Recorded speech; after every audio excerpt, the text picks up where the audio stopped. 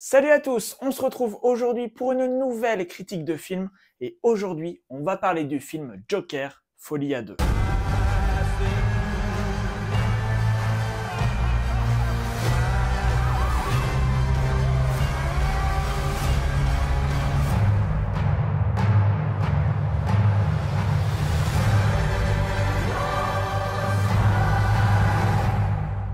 Joker Folie à deux, c'est un film réalisé par Todd Phillips, à qui on doit notamment la saga Very Bad Trip, avec notamment au casting le retour de Joaquin Phoenix et l'arrivée de Lady Gaga. L'histoire de ce film, très vite résumée, c'est la suite du film Joker sorti en 2019. Cette fois-ci, on va suivre Arthur Fleck les quelques jours précédant son procès pour meurtre. On va voir comment il s'acclimate à la prison, comment son avocate essaye de le défendre, et on va suivre l'histoire d'amour naissante entre Arthur Fleck et Lee Quinzel. Comme d'habitude, cette critique est totalement sans spoiler. Ne vous inquiétez pas, vous pouvez la regarder, vous ne serez pas spoilé. Joker Folie à deux, c'est donc comme je l'ai dit la suite du film Joker qui a extrêmement bien marché, plus d'1 milliard de dollars au box-office. Une vraie belle surprise parce que autant on savait les talents d'acteur de Joaquin Phoenix, autant on n'attendait pas forcément Todd Phillips à ce niveau-là. C'est un film qui a cartonné, qui a été salué par la critique, donc c'était un petit peu logique qu'une suite soit dans les tuyaux. Elle est donc arrivée cette semaine et je pense qu'elle va en décevoir plus d'un. Déjà parlons des points positifs. J'ai trouvé que la réalisation était intéressante, il y a toujours d'aussi beaux décors, vraiment la direction artistique est superbe. Le casting aussi est vraiment convaincant. Joaquin Phoenix évidemment fait très bien le job, c'est vraiment l'un des meilleurs Jokers qu'on ait eu au cinéma. Il était excellent dans le 1, il est encore excellent dans le 2. Les personnages secondaires font assez bien le taf. Et Lady Gaga, quant à elle, c'est assez inégal. Parce qu'elle a pas un jeu incroyable, mais elle a pas un temps de présence phénoménal non plus. Elle a pas grand chose à jouer et du coup, elle a pas vraiment un rôle très marquant. Elle arrive quand même bien à retranscrire la folie de son personnage, mais elle est pas assez présente dans le film pour qu'on la remarque plus que ça. Alors qu'à contrario, Joaquin Phoenix crève l'écran du début à la fin. Sur ces points-là, je ne pense que vous ne pourrez pas être déçu. Certes, on peut peut-être être déçu du rôle de Lady Gaga, mais vu qu'elle n'est pas assez présente dans le film, ça se comprend un peu. Là où le bas blesse et là où beaucoup seront déçus,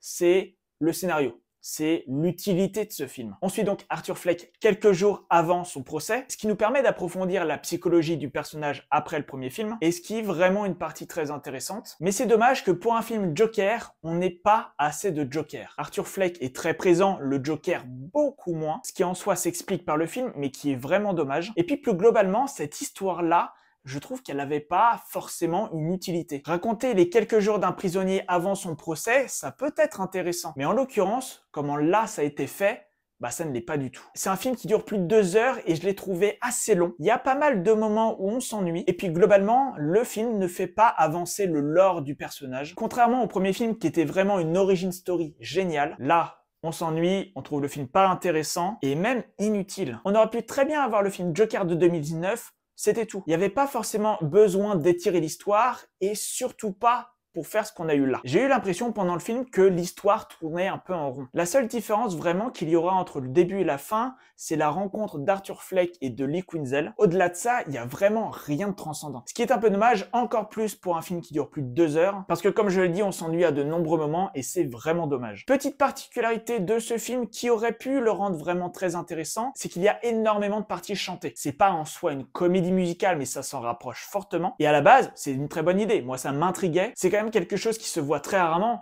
et encore plus pour les films de l'imaginaire et des comics. Mais là, encore une fois, c'est pas assez bien fait, je trouve. Les personnages donc vont se mettre à chanter à de nombreuses reprises. Parfois, l'action chantée se passe uniquement dans la tête des personnages, ce qui fait complètement sens avec les personnages du Joker et d'Harley Quinn, mais les parties chantées ne sont pas que dans la tête du personnage. Il y a aussi des parties chantées plus classiques, où une musique va apparaître. On est dans un entre-deux où les parties chantées servent vraiment le scénario, sont vraiment très intéressantes, et des parties où ça semble beaucoup plus inutile. Et pourtant, j'adore les comédies musicales. Mais dans ces moments où les personnages chantent alors que ce ne sont pas des voix dans leur tête, on a vraiment du mal à comprendre ce que ça fait là. Ça tombe vraiment comme un cheveu sur la soupe et ça traduit pas du tout la folie des personnages. C'est plutôt pas mal quand Arthur Fleck se met à chanter et danser et à dévoiler son côté Joker, tandis qu'on se rend compte assez rapidement que c'est juste dans sa tête et qu'au final, il reste toujours le petit Arthur Fleck timide. Et je le répète, dans ces moments-là, c'est vraiment très bien trouvé. Mais il y a malheureusement plein de passages où ça n'a pas grand-chose chose à faire là. Pour moi donc, je trouve que Joker est une assez mauvaise blague, le genre de blague avec laquelle on tire un peu trop sur la corde, qui est marrant au début mais ça en devient triste à la fin. Pourtant il y a plein de belles choses dans ce film, le casting, la réalisation, les décors sont vraiment top et j'étais vraiment emballé au début du film. Le fait est que plus le film durait et plus mon avis changeait. Est-ce que je vous conseille donc d'aller voir Joker Folie à 2 au cinéma? Si ça vous tente, allez-y, il y aura plein de points positifs. Par contre, et j'ai l'impression de me répéter plein de fois,